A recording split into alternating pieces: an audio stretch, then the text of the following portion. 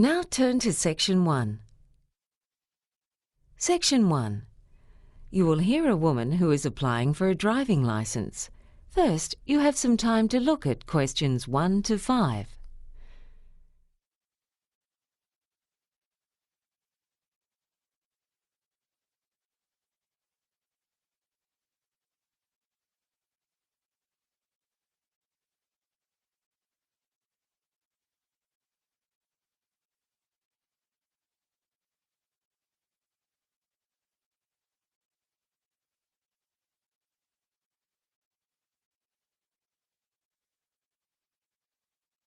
Now listen and answer questions 1 to 5. Good morning. Can I help you? I'd like to apply for a driving licence. Right. We'll just have to fill in this form. Uh-huh. First, could you tell me your full name? Yes, it's Teresa Collins. Right. The woman says her name is Teresa Collins, so Teresa Collins has been written next to the example on the question paper. Now continue with questions 1 to 5. And what type of vehicle would you like to drive? Oh, just a normal car. That's a Class C licence then. Have you ever held a driving licence in another country? Oh no, I'm too young. Anyway, I think I'd be too scared to drive in another country. Right. I'll just need to get some personal details from you. Could I have your date of birth, please? Yes, it's the 17th of March 1994. And what's your address? 28 River Street. That's spelt R-I-V-E-R. Is that right? Yes. And that's in Bentley, isn't it? Yes. OK. And your phone number? I'll give you my home number. It's 3701 8699. Right. And what form of ID do you have with you? Well, I've got a bank card. Here it is. Let's see. No, we need something with your photo on it, like a student card. I've got that with me. Here you are. Yeah, that's fine. Now, there's an application fee of $55. How would you like to pay? We take credit cards, but not cheques, I'm afraid. And we take cash, of course, if you have enough money with you. I do, actually. And I try not to use my credit card if I can avoid it. Here you are. Thank you. Before you hear the rest of the conversation, you have some time to look at questions 6 to 10.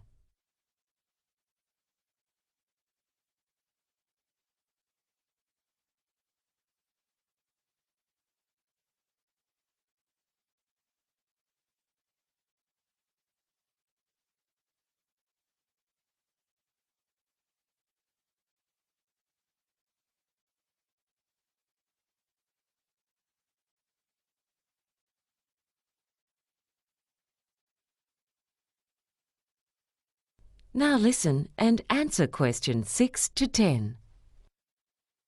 Right. Now, there are a few things I need to tell you about the licence. Before you actually drive a car, you have to pass a test about the road rules. Oh, that's the test about speed limits and road signs and things like that, isn't it? Yes, that's right. There are 2 parts to the test, and you're allowed to make a maximum of 2 errors in each section. So that's 4 altogether. And if I fail the test, can I do it again? Yes, you can, but you have to wait at least a week. Right. And when I'm driving, there's got to be someone with me in the car who holds a full licence, doesn't there? Yes. That could be a family member, a professional driving instructor, or a friend. What about my older sister? Sure, as long as she's got the right kind of licence. Now, the learner's licence is valid for 9 months. At the end of that time, you have to do a practical driving test. If you pass that, you're granted a provisional licence. That expires after 18 months. If you don't pass the practical driving test, you're given a learner's licence for another 6 months. I see. And while I'm still on the learner's licence, how fast can I drive? Well, It depends on the area you're driving in. In most places in the city, there's a speed limit of 60 kilometres an hour. As you probably know, on highways in the countryside, there's often a speed limit of 100 kilometres per hour. But as a learner, you're never allowed to exceed 80, even on a highway. Right. I think that'd be fast enough for me anyway. Is there anything else you need to know? Oh, yeah. I heard there are restrictions on using mobile phones while you're driving.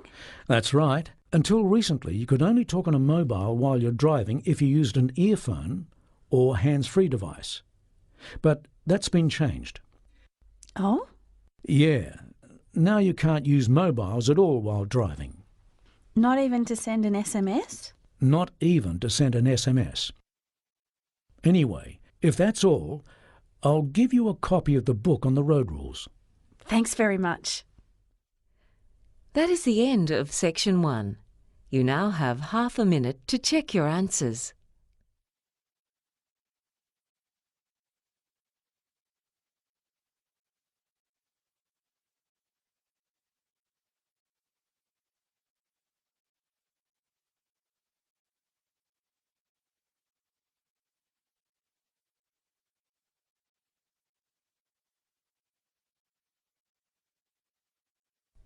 Now turn to Section 2. Section 2. You will hear a training officer giving a talk to new staff who will be working at the information desk at an airport. First, you have some time to look at questions 11 to 15.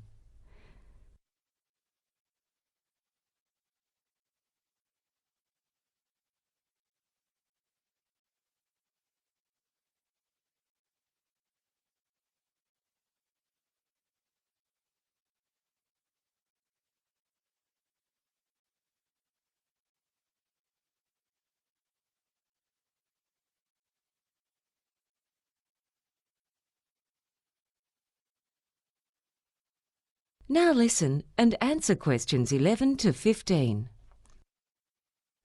Now, when you're working at the information desk in the arrivals section of the airport, one of the most common questions people ask is, what's the best way to get to their hotel or to a particular address once they leave the airport? The answer you give them depends on a number of factors, so I'm going to give you a few general tips to help you deal with these issues by taking the case of a typical destination for the average traveller. After a long flight, people are often tired and want to get to their final destination as soon as possible. You'd think that the quickest way would be to take a taxi, but because of traffic congestion, it turns out that it's usually better to take the train.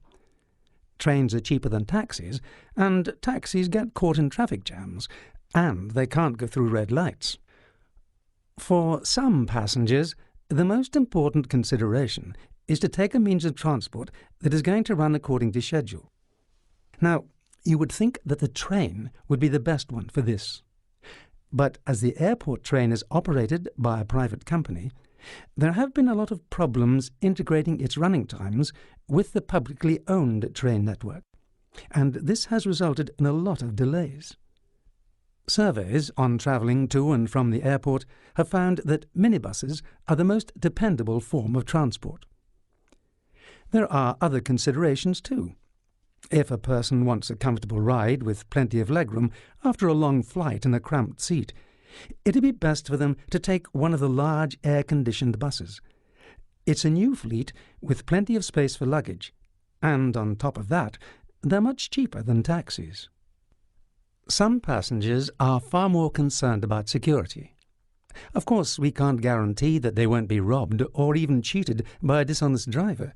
So I think for them the best thing to do is to get someone who they know and trust to pick them up in their car. Finally, there's also the green traveller, who wants to cause the least possible pollution. Now, obviously, we can't tell them to walk because it's too far, particularly with heavy luggage.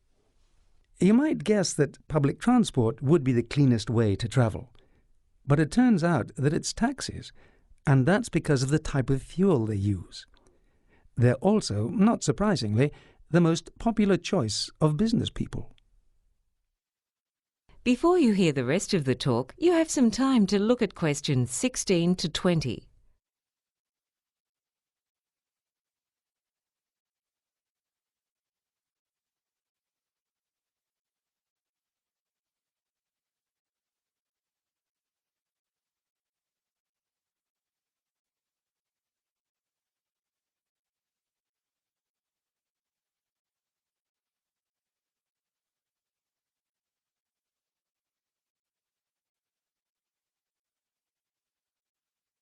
Now listen and answer questions 16 to 20.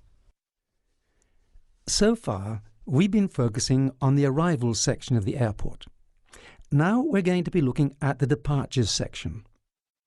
You've all got a copy of the floor plan of the departures section of the airport. Because of the recent renovations, a lot of people are disoriented when they see it for the first time. So you need to be familiar with the new layout. At the bottom of the floor plan, you can see where the passengers check in. They then go through security control, and in front of them is the information desk, right in the middle of the whole floor plan. Just to the right of the information desk, there's a news agency where you can buy newspapers and magazines. For those who like to do a bit of shopping, to the left of the information desk we have a jewellery store. It's well worth a look at. And a well-stocked electronics goods shop, and between those two there is a pharmacy. There used to be a dress shop in that position. At the top right-hand corner of the diagram we have the waiting lounge and the exit to the planes. In the top left-hand corner are the public toilets. You can use those toilets, or if you like, there are also staff facilities near the bookshop, but you'll need to get the key. Just behind the information desk we have some food outlets, and over to the right, next to the waiting lounge, is a cafe. When the renovations are completed, it will function as an internet cafe. At most airports, you get people congregating on the footpath smoking, which is unpleasant for the non-smokers entering and leaving the building. For that reason, we've set up a dedicated smoking room inside the terminal next to the bookshop. It's well ventilated and looks out onto the tarmac. The original plan was to put a wine bar next to the bookshop, but there were problems with the licensing laws. I'd encourage you to walk around the airport to familiarise yourselves with the layout, so that you can more easily handle passengers' inquiries. That is the end of section 2. You now have half a minute to check your answers.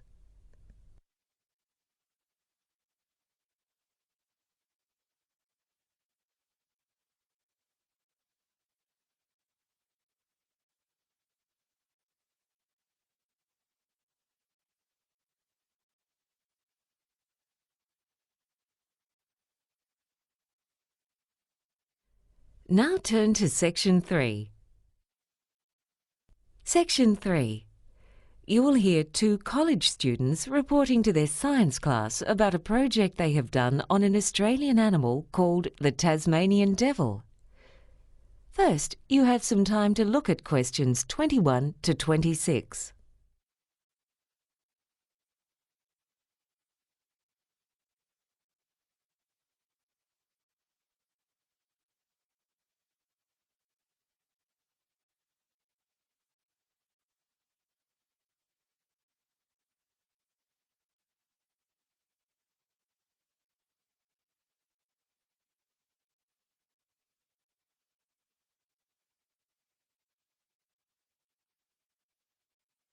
Now listen and answer questions 21 to 26. Hi everyone. For our assignment on a native animal, George and I chose that unusual Australian creature, the Tasmanian devil. Yeah. Actually, they don't deserve to be called devils, though they do have some strange habits. Anyway, as their name indicates, they're only found in the wild on the island of Tasmania. You can find them all over the island, including in the southwest rainforests and in coastal heath areas, but they're most commonly found in the forests where there's less rainfall in the eastern and northern parts of the island. In fact, they live any place where they can get shelter during the day and food at night. Some of you may have seen one in a zoo. They're about the size of a small dog and are covered with short, soft, black fur with white markings on some parts of their bodies. An adult male can weigh from 5 to 13 kilograms and a female from 4.5 to 9 kilograms. They've got a large head and neck with heavy limbs. They're called devils because of the terrible sounds they make at night. This has given them an undeserved reputation for being aggressive, whereas in fact they're fairly shy creatures. But this doesn't mean that they're tame or friendly enough to be pets. And like kangaroos, they carry their young in a pouch. They have babies only once a year, and then about 20 are born at one time, but at that stage they're only as big as a grain of rice. The babies have a race to the pouch because there are only 4 teats there, and the mothers rear an average of 3 young annually. The babies stay in the pouch for about 5 months. Then they're left in their nest or are carried on their mother's back when she goes out, and eventually they have to look after themselves at about 8 months. Then they in turn start breeding at the end of their 2nd year. And around 60% of them die in their first summer due to the tough competition for food. The ones that survive can live for up to 7 years, which means they don't live as long as the average domestic dog. No. And it's estimated that now there are between 100,000 and 150,000 of them altogether. They were almost wiped out by the early European settlers because they hated the devils eating their chickens, so the government paid people to kill Tasmanian devils. And most farmers still dislike them. Their numbers fell so drastically due to farmers poisoning them or shooting them that it was thought that they might have become extinct. Then a law was passed in 1941 to protect them, and since then their numbers have grown again. Before you hear the rest of the talk, you have some time to look at questions 27 to 30.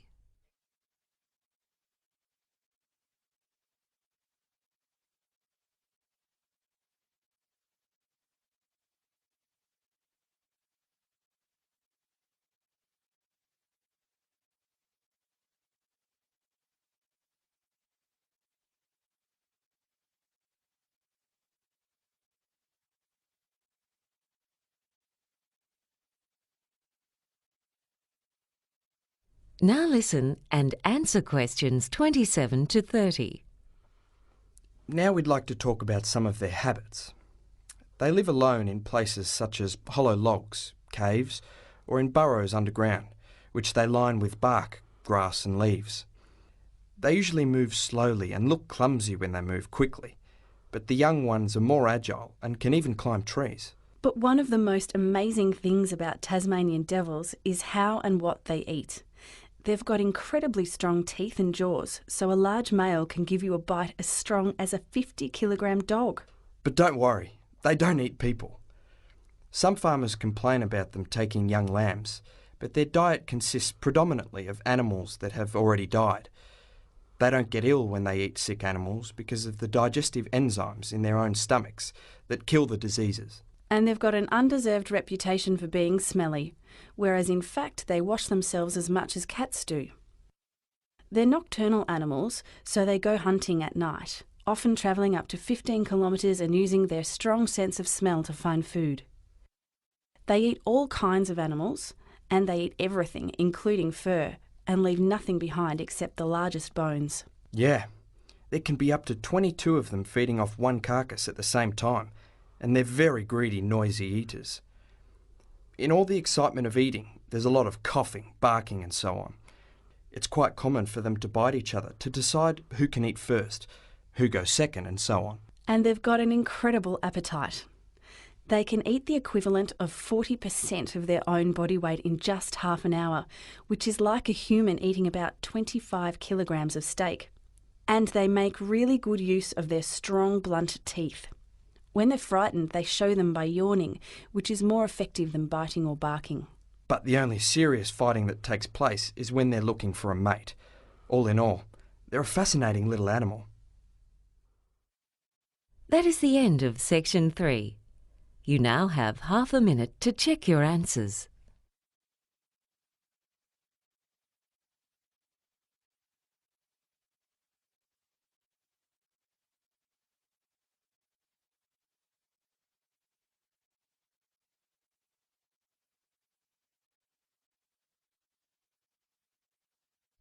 Now turn to Section 4.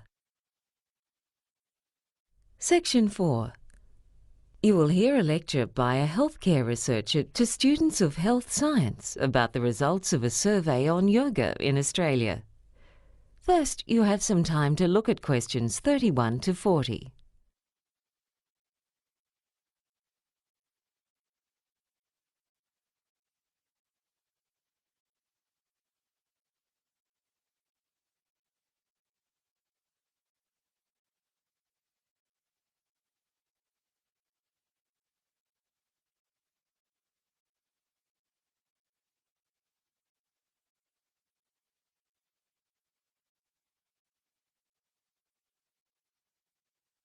Now listen and answer questions 31 to 40.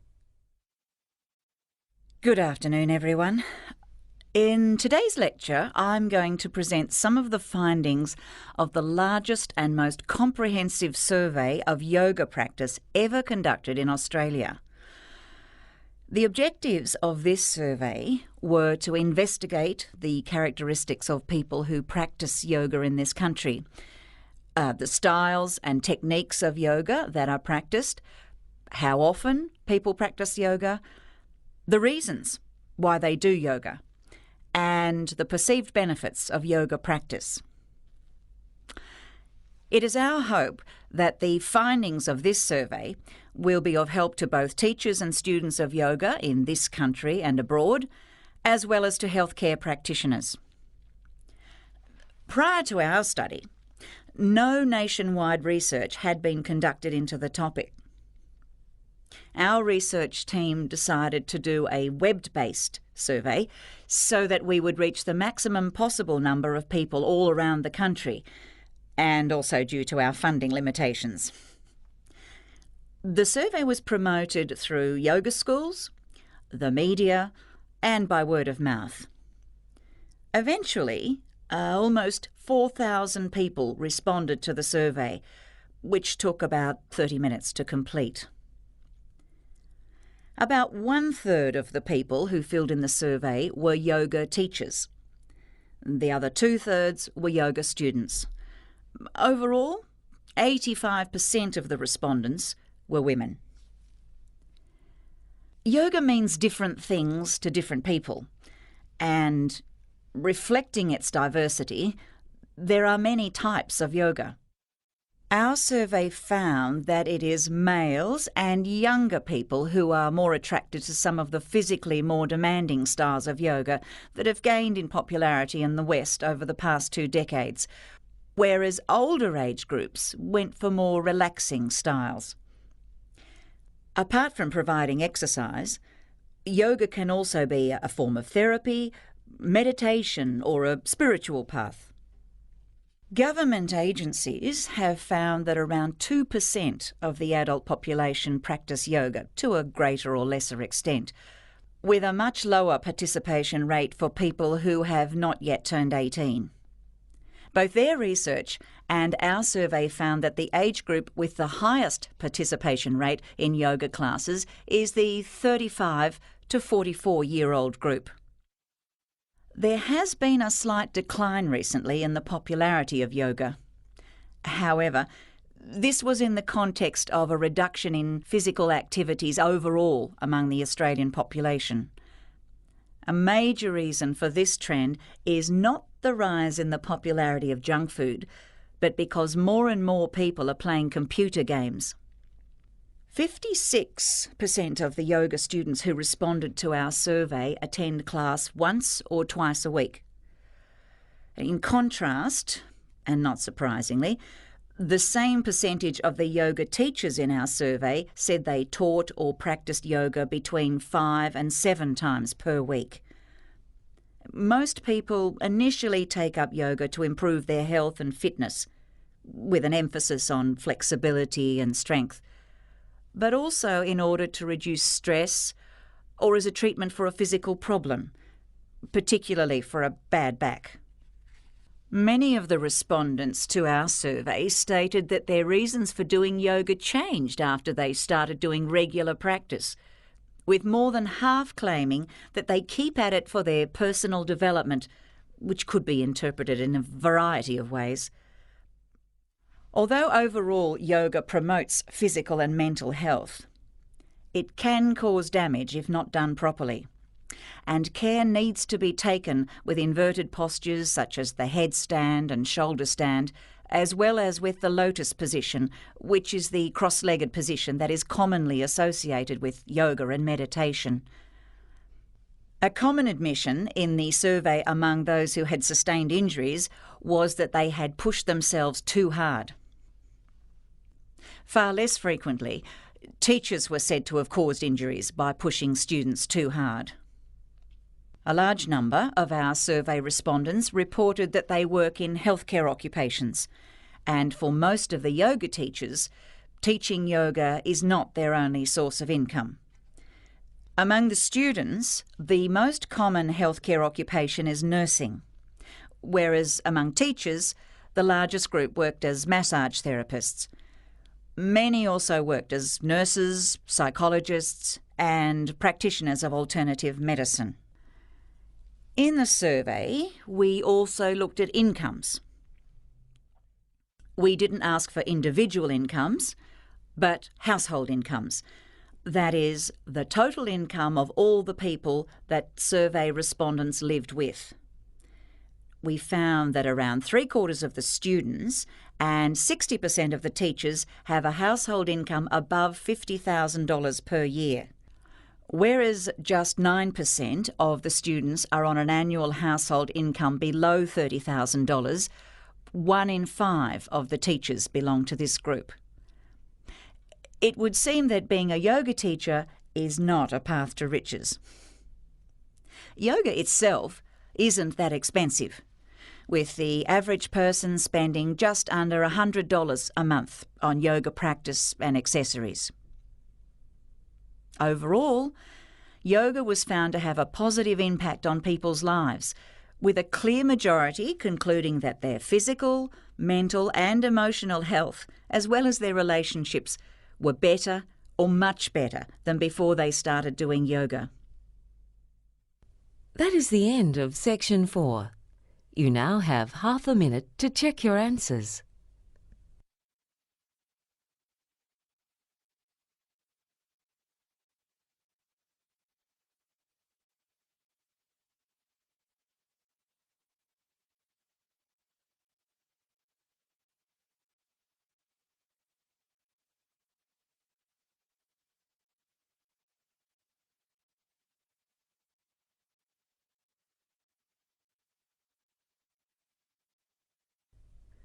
That is the end of the listening test.